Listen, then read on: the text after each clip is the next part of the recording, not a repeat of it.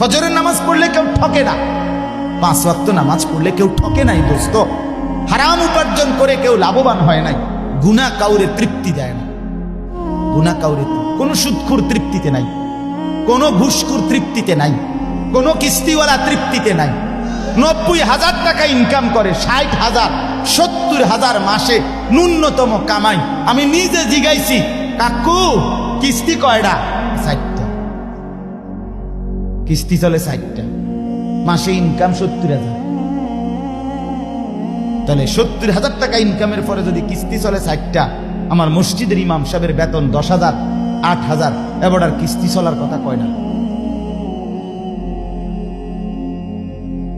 কিন্তু ইমাম সাহেবের কোনো কিস্তি নাই, ঠিক কিনা বলেন না?